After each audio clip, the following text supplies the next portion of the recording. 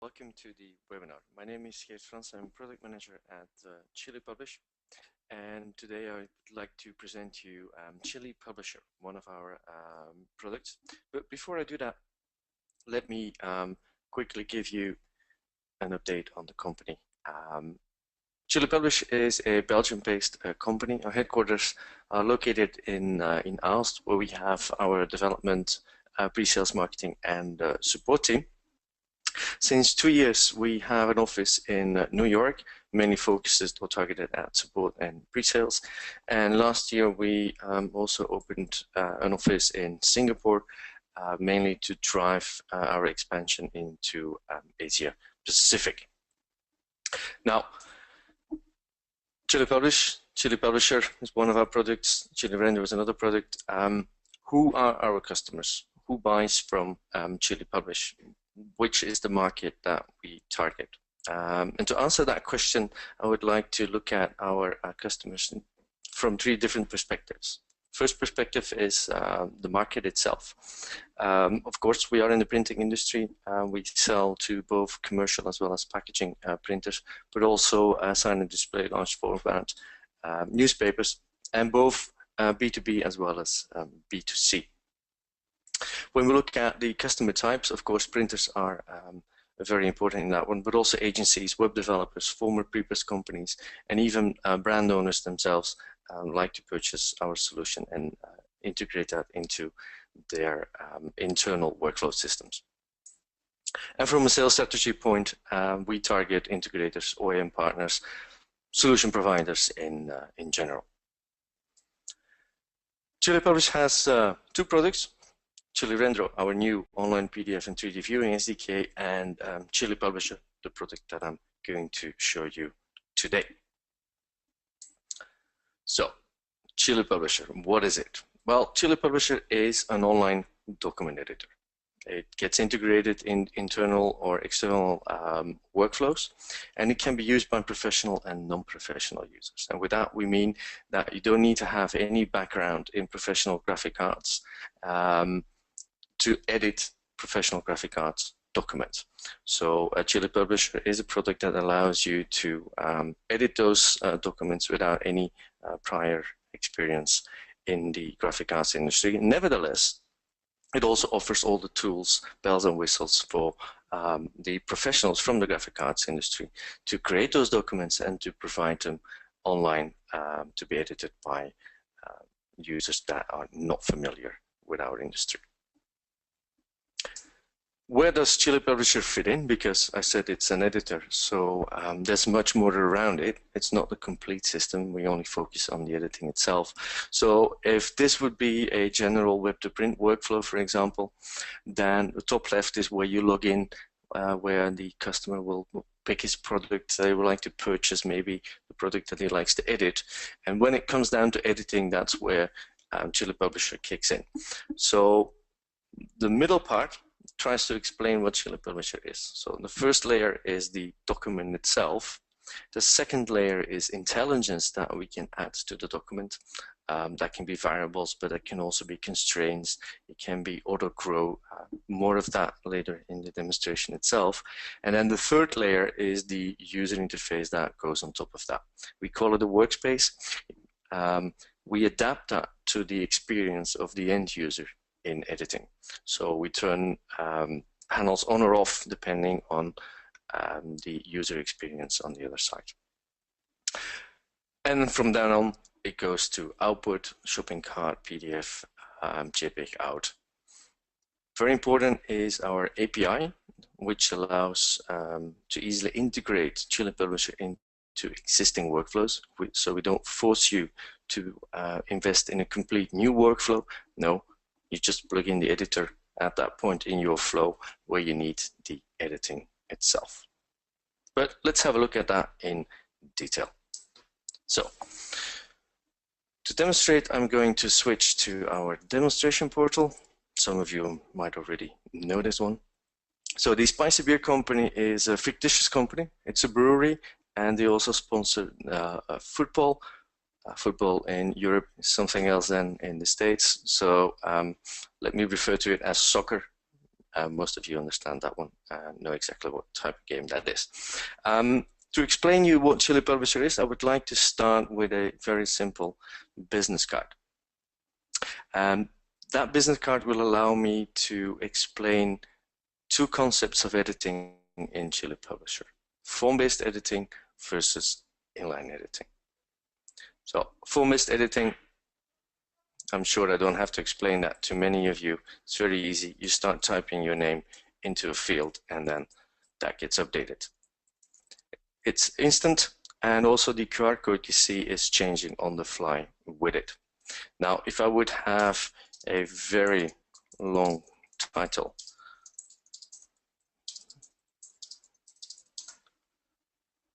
then the copy fitting, in this case, will kick in and starts to shrink my text so that it still fits on my card.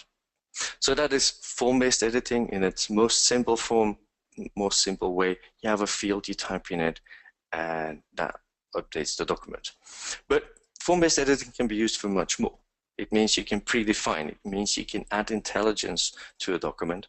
So if you have a company with different locations, then via the simple drop-down, it makes it easy to predefine some of those changes, have the country code change, have the address change all on the fly.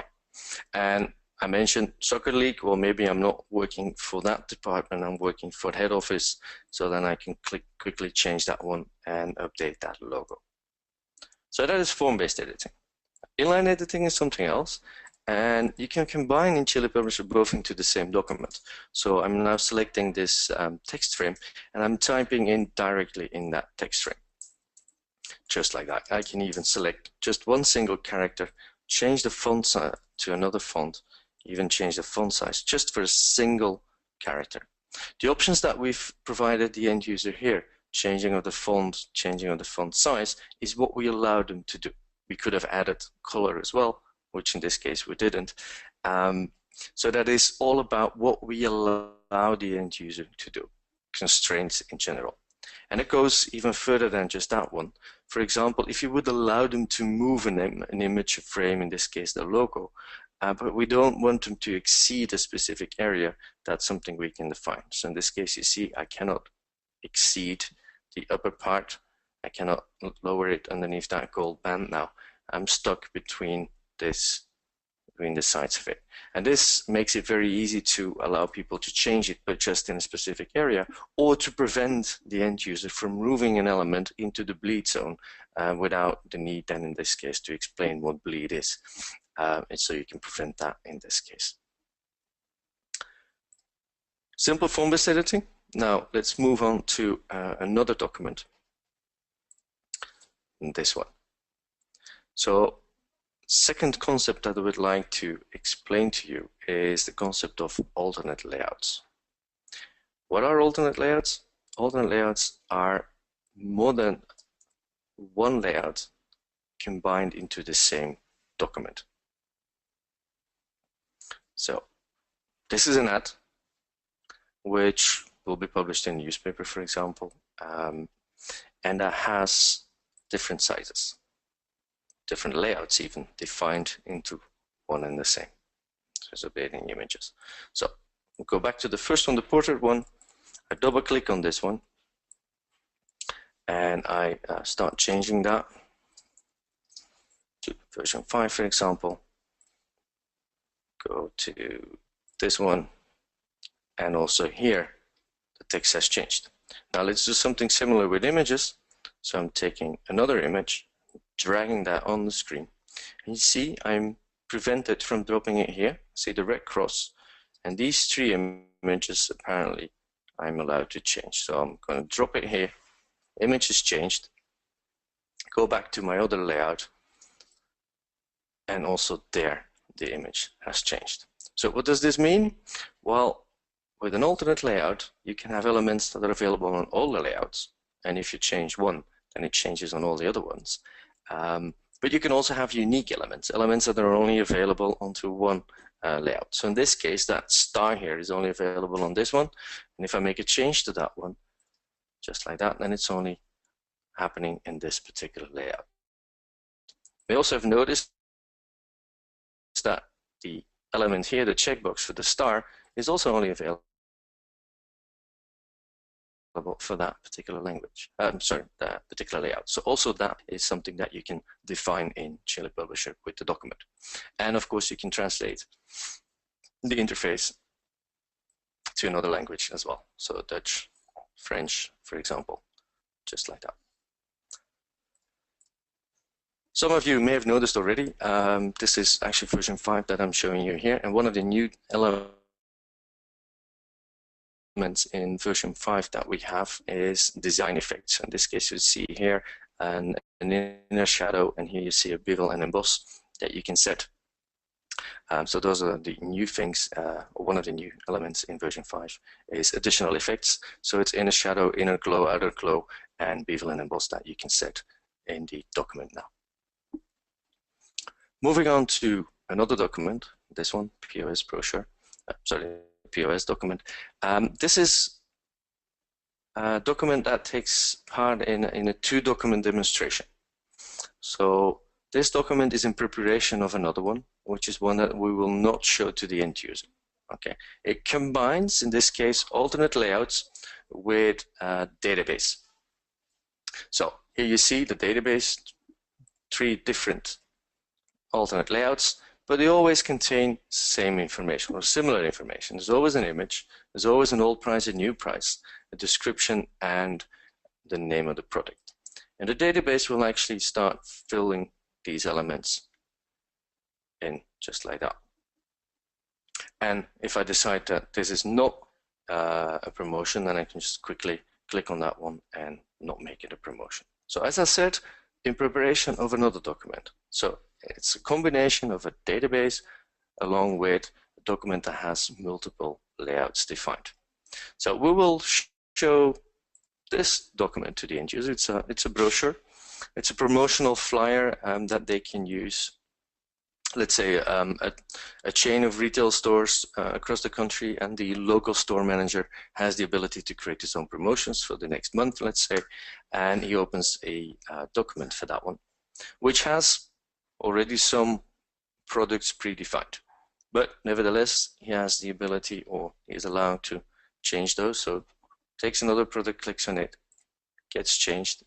If he selects that one, he actually has access to the variables or the elements that came from the database, which allow him to still, in this case, if you allow him to, of course, to make those changes. So let's put in a price here, just like that, document is changed. But it becomes even more interesting if we start from scratch. So if I would take another product here, put it on the page, and I'm going to make it as large as my page is. There we go. And then I decide, maybe I can put more than one product on this page. I'm going to make it smaller. I'm going to make it narrow. So I'm dragging it over, and you see automatically my layout is changing. If I would make it a landscape size, there we go, and I also see that it is changing. Let me do that slowly for you. So I'm changing the size, it is adapting, and then at one point is the ratio from the width and the height are changing, and then we're changing to another alternate layout. So in this case, what is happening, the alternate layouts that are defined within the other document are now looked at, and the one that fits the ratio dimensions best is the one that is shown here in the Chili Publisher document.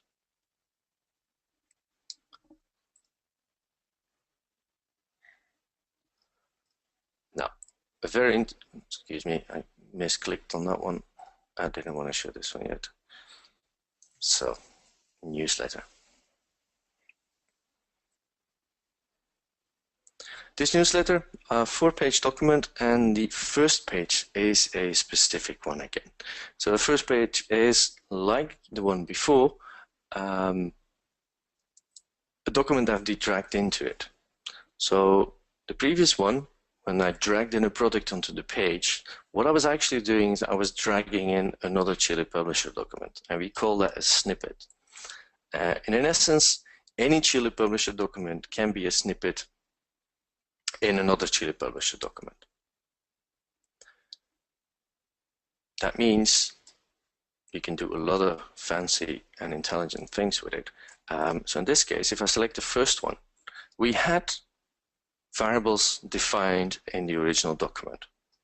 And I can just quickly change those, make it 2019, for example, and I'm going to change the image. And I'm allowed to pick another image, but only one from a predefined list. Okay. And then I say, well, I don't really like the design of this one. And apparently I've been given an option to change that design for something else. So I'm going to take the middle one. And again, so this is another Chili Publisher document, a snippet, which I'm going to drag onto this one to change the layout. But you see, he's kept the changes that I've done previously. So the 2019 and the image were kept. In essence, I've only changed the layout, making it very easy for someone outside of the industry to work with that one.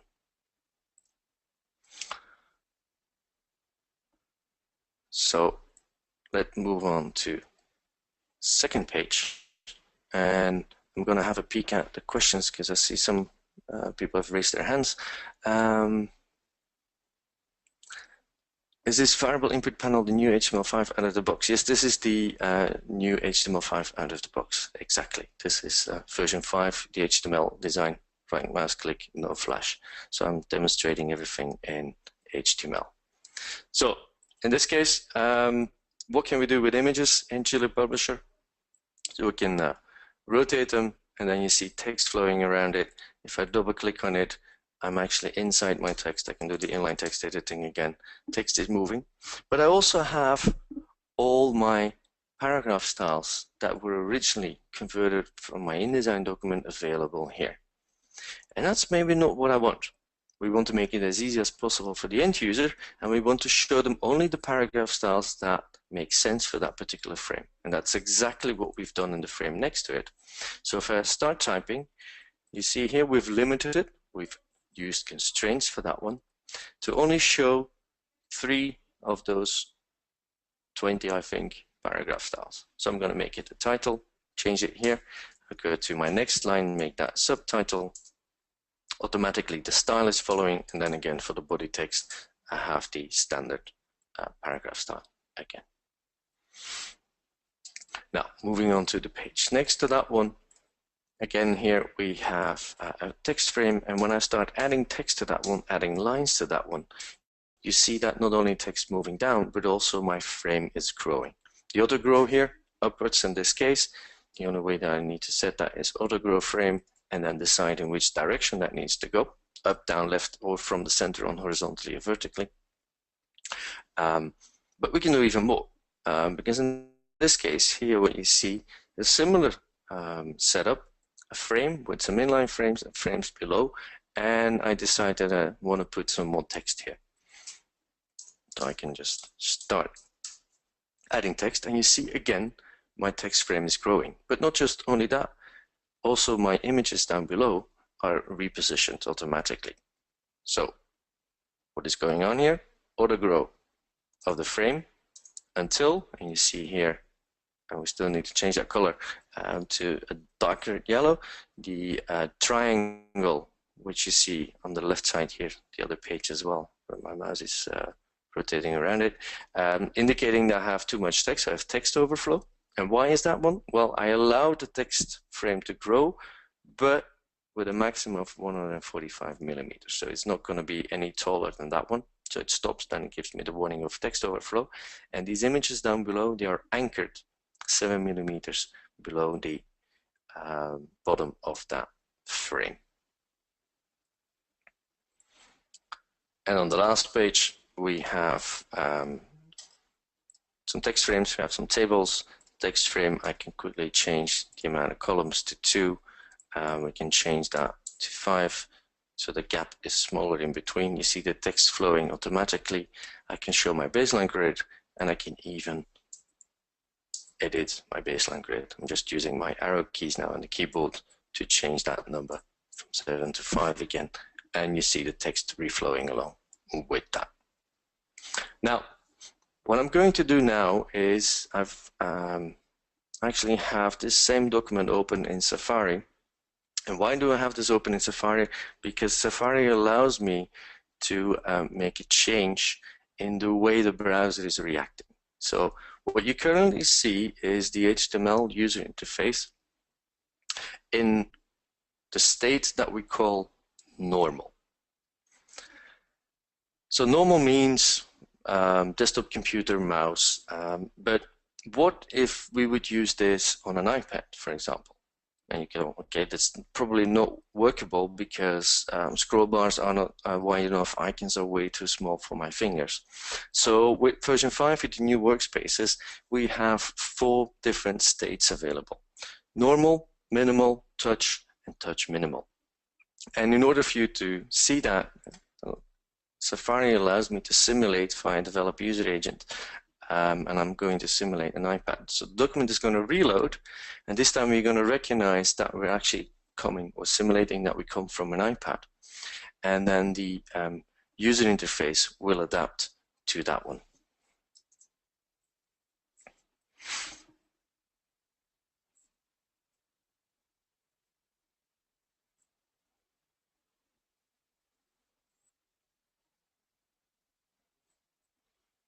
So there we go. And I'm going to show you the icons are already larger.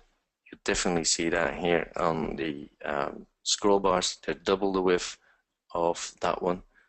But let me swap to the admin view to show you even more what we do with tabs and everything. So you see here just single icons, very easy to use. If I would switch here to the admin view, then you see the regular tabs are shown here with the icons underneath. If you hover over that, the icon changes to the pencil, allowing you to reach those panel properties again, making it very easy this time. And in Safari, on the touch, you don't have that, because we doubt that you will create a workspace specifically on a touch device with your fingers. You'll probably do that on your computer and then decide it's the one that you're going to use for touch. So that is one of the new things with version 5. These states in the workspaces, making it easy to or easier to work on other devices besides your computer. Now, going back to the rest of the demonstration, because there's a lot more that we would like to show you in the HTML editor. So for example, this trifold document. So it's trifold, and if you give someone a piece of paper and say fold it in 3, if you do that with different people, then you most probably get different results back. So one of the things in our industry is always, how do we explain to someone outside of the industry how something will look like once it's finished? Even if you're within the industry, even that cannot be easy when you're doing it online, because maybe nobody explained what the folding procedure was, or the cutting scheme for this particular one.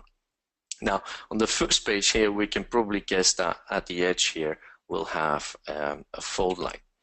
Second page is probably not as easy as that one.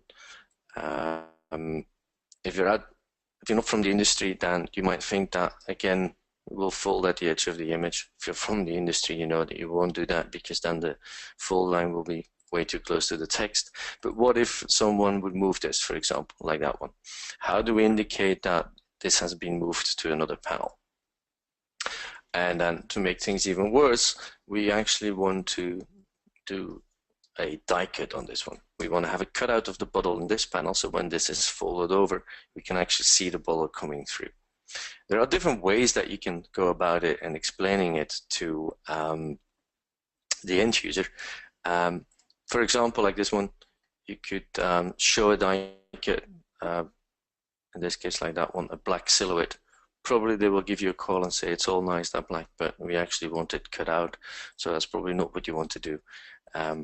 That's why Chili Publish has a possibility to show those documents in a 3D folding preview. So that's exactly what we have here. So the 3D folding You can flip it around yourself, you can fold it, you can actually see that that was probably not the best move. And again, this is in HTML as well. You can spin it around quickly like that, and everybody understands now how it will be folded and what the cutout is actually supposed to be doing.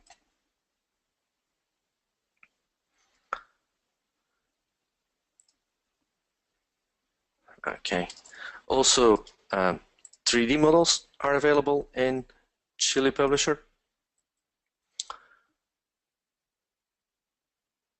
Sometimes folding documents is not enough, and you may have a database that will allow you to, or database or a simple Excel file that will allow you to personalize some beer labels, for example, here with it or without an image, simply like that.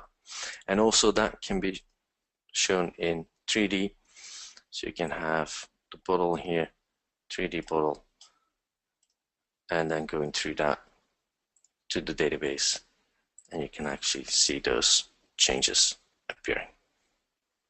As simple as that.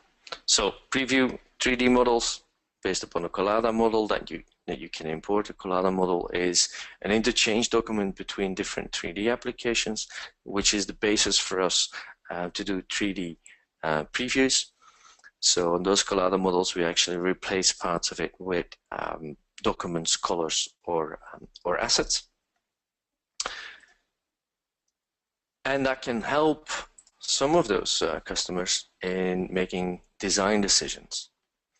So for example, this one here, this is a poster, a very simple poster, where we need to decide if we want to have the text at the top or at the bottom of the poster. I may think, well, this is kind of a trivial decision. But if you would see this in real life or in a simulation of where that document will end up, you might think differently about it. So what you have here is a lady sitting at a bus stop and the text is at the bottom. You go like, okay, it's a good idea. She's sitting, she can easily read that.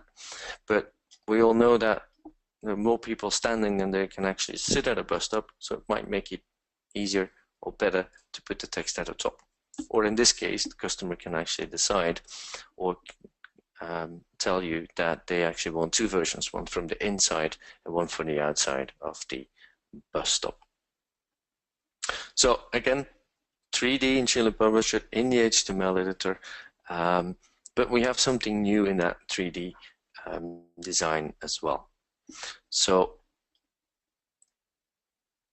we've added design elements, simulation of print finishing, like varnish, spot varnish, foils, embossing.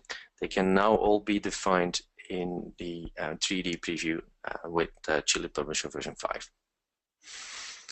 So the document that I'm loading now is a carton in which we will put 12 beer cans. There we go.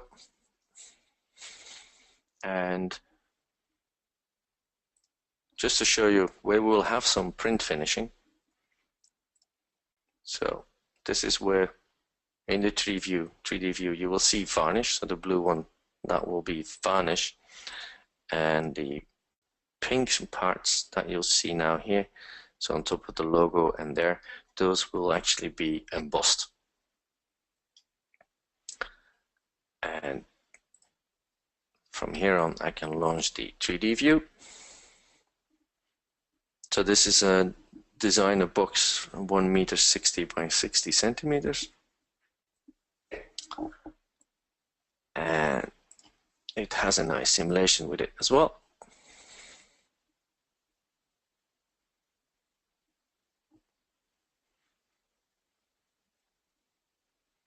And there we go. So if I make this in an angle like this, you see the embossing here. Flip it around, you see the spot varnish here, and then on the other side you see a combination of spot varnish as well as the embossing.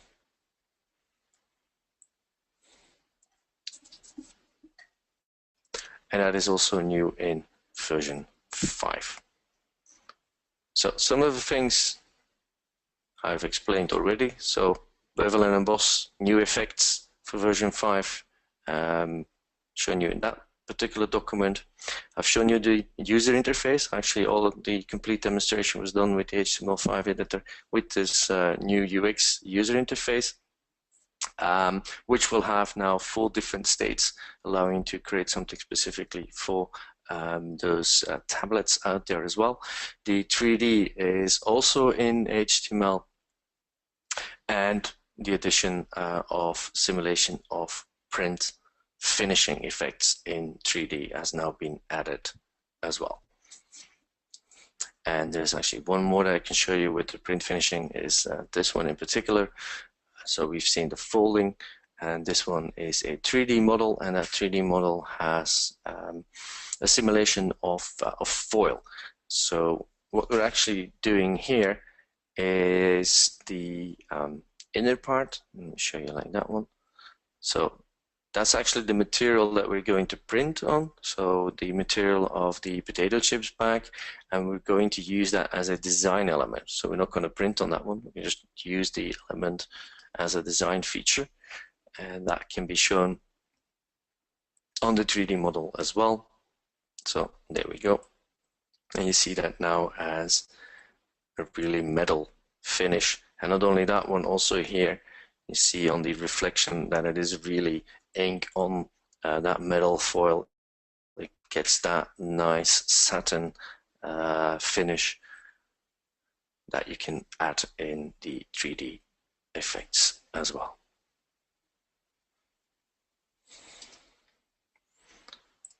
So that takes me to the end of our demonstration on Chili Publisher and version 5 specifically. It's time for some questions and answers. So if you have any questions, you can use the question panels in the GoToWebinar control panel, type in your question, and then I'll try to answer that.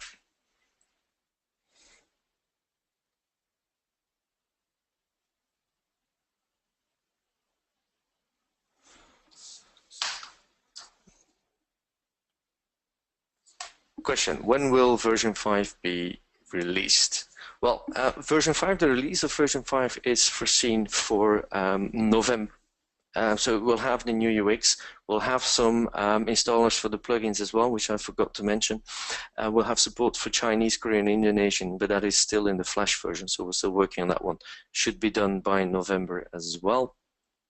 The visualization of print effects, of print enrichments in 3D, the design effects, will all be there. Does that mean that you will have to wait until November to actually get the all those features? No. The idea is to be able to launch them sooner than that one. So Chili Publisher will get its version number 5 when everything that we said that was supposed to be in there is in there. But we will release additional versions before November, which will already feature some of those new elements. So for example, the print enrichments in 3D will be there before November, as well as the support for Chinese in the Flash version, like that one. So we don't want you to wait on all those new things until November, so we'll start, the moment they're done, start releasing those in regular updates of Chili Publisher. Will the back office also be in HTML5 in version 5? Yes, so that absolutely will happen. We'll focus first on the UX, which is foreseen for November. The back office will follow as well, of course. We will not keep that in Flash. For the moment, you can already launch a document in the HTML editor in the Flash back office, but we will replace that one as well and make that HTML. I see you mentioned HTML5 specifically. In that one, we will just make it HTML. There's not really that much specific to HTML5, which the back office should benefit from. So it will probably be just a web app, making it very easy to work with that. But yes, also that one will be converted to HTML.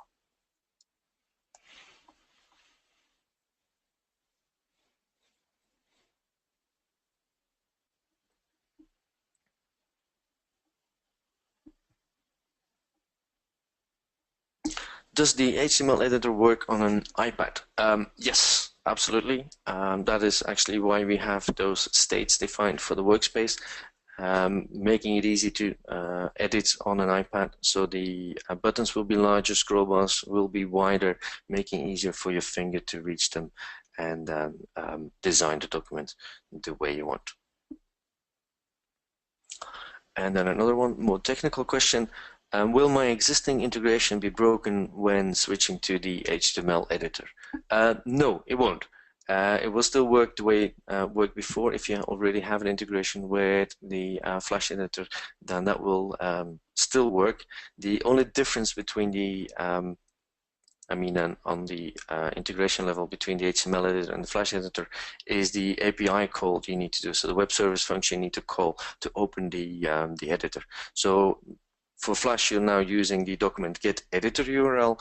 For the HTML editor, that would be document get HTML editor URL. So that is in essence the only difference that you'll see, and the only thing that you will need to change in your integration to start working with the HTML editor.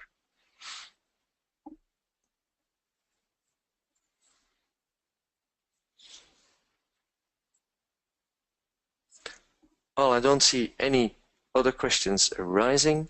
Then I would like to thank you for joining me this evening or this morning, depending on where you are in the world, following me in this presentation about Chili Publisher and more in particular elements that you will see in version 5. So please follow us. You see here our Twitter, LinkedIn, and Facebook credentials. So keep an eye out for that one. Keep an eye out for the website. We'll post these webinars on the website as well. So if you want to have a recap, you will find them available there. And hope to hear or see you in one of our other webinars. Goodbye.